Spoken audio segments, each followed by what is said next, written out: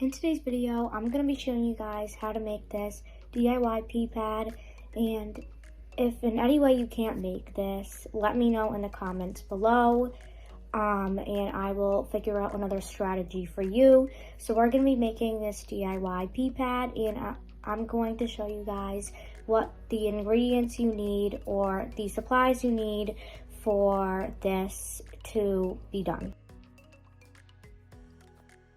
Those are all of the supplies that you're going to need to make this, and I'm going to get right into showing you guys actually how to make this.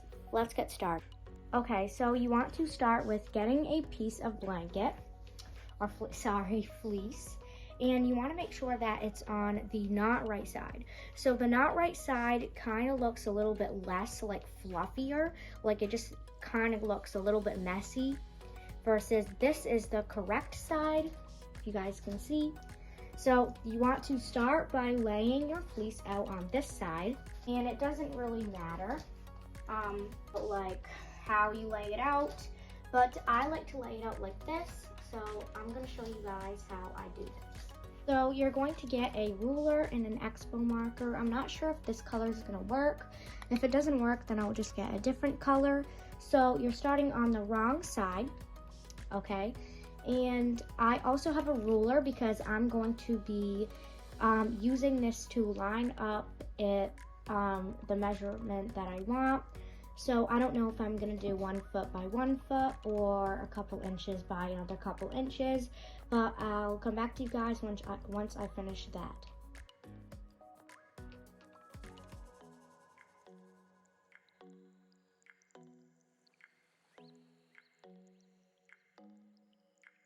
So as you can kind of see with the green marker, I just did a few lines going across. I did decide to do 1 foot by 1 foot, and now I'm just going to make sure I have 2 layers, and I'm going to cut that. Now, actually right here, the way I folded it so I didn't have to cut separate, like 2 things separate. So there is one part that is folded. So what you're gonna want to do is you're just gonna want to slowly like cut that, because one time when I cut it the wrong way, I by accidentally like cut it so they're not even. So just make sure that it's kind of in the middle and just go very slowly at this part. So I forgot what this is called. I think it's like polyester something, but this is what I'm gonna use for the inside. It is definitely thick enough. So wasting my time. Okay, so I'm just gonna open it to where I think that'll be enough. So I have this here. So what I'm gonna do now is I'm just going to do the same thing with this. All right, so now I'm just going to cut 1 foot and by 1 foot, and then we'll go upstairs to the sewing machine. So I measured my batting. I don't know if you guys can see it. And I'm just going to cut my batting now. This is going to be what we're gonna put on the inside.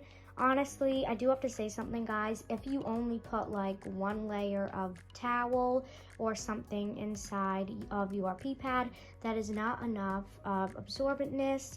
And if you do not wick your fleece yet before you do this, I definitely recommend wicking your fleece after you finish making this pea pad.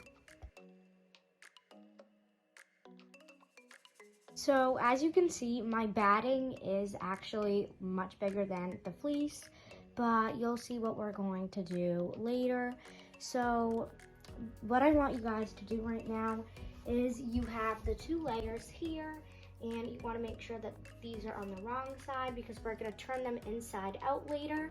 So make sure this is on the wrong side and this is on the wrong side. And you also want to make sure that this, the inside part, is either on the bottom or on the top, because when you turn it inside out, it's going to go like, it's going to flip, and this part is going to be inside this, and I'm going to show you exactly how to do that, so don't panic.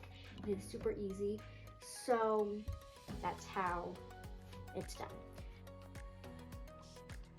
Now what I'm going to do is I'm just going to lay down my fleece like I was supposed to, and I'm going to start sewing, and I'm going to show you guys, I'm going to bring you guys along with me on how I sew this part right here.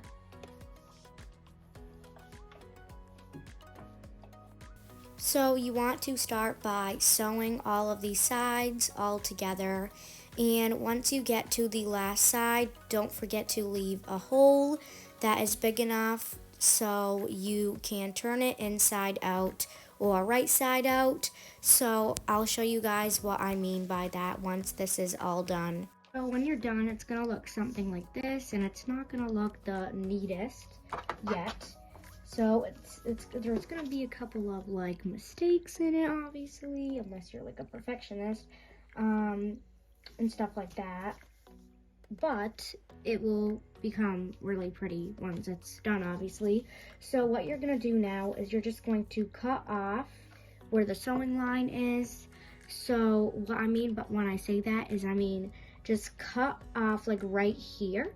So that spot is basically where the sewing is.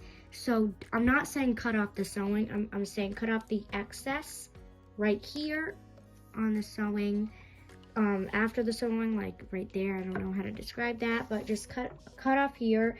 The way I can describe that is by showing it to you guys, so I'm going to go ahead and do that.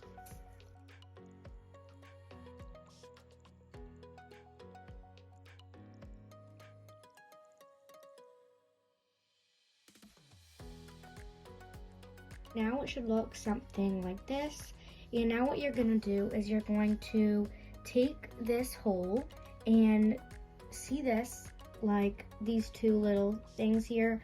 You're just going to take that and you're just going to flip it. Oops, I didn't even notice that. That's kind of funny. Right in front of my face, and I didn't even notice that the whole time, that piece of thread. So you're just gonna take that and you're just gonna flip it and something like that, and I'm going to show you guys what that looks like. Quickly, as I was sewing, I wasn't careful enough, and this is a perfect lesson for you guys too. I wasn't careful enough, so I opened this part up because I was like trying to do it really fast. So I'm just going to try my best to sew that back up like easily, and there won't be an issue there anymore. As you can see now, the hole is all fixed up and there isn't a hole there anymore.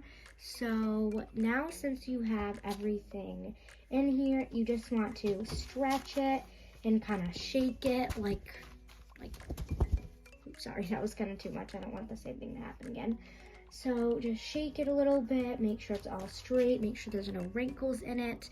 And once you do that, we'll get on to the very next step. And one more thing is, I want you to make sure that there is absolutely no wrinkles in it, because when we do a little square and an X in the middle, we don't want that to be showing. So yeah. So now what you want to do is you want to kind of fold this. It's a little tricky to do, but I hope you guys can see what I'm doing by the camera. You just want to fold this in a little bit here and make sure that it's not going further down than this. And I like to pin it up a little bit so it's a little easier for me to see it. So if you guys need to pin it too, that is fine. Now what you want to do is you want to make a little square and a little X, because our filling inside is like, we don't want it to move around, because as you can see when I do this, it can just like move around. So we don't want it to do that. So you just want to sew like a little square in the middle there. So sadly, I can't video it because I am losing storage on my phone here. So I'm going to show you guys what it looks like after. So this is how it turned out, and if for some reason you messed up on it or you don't like the way it turned out, then there is no big deal. It is okay. It doesn't matter on how it looks. It matters about the absorbance, and it matters that your guinea pigs can actually go on it. And oh, really? Okay. So I hope you guys enjoyed today's video, and if it helped, don't forget to like, subscribe, and turn on the post notification thing, whatever it is. And have a great rest of your day, and thank you guys for watching. Bye.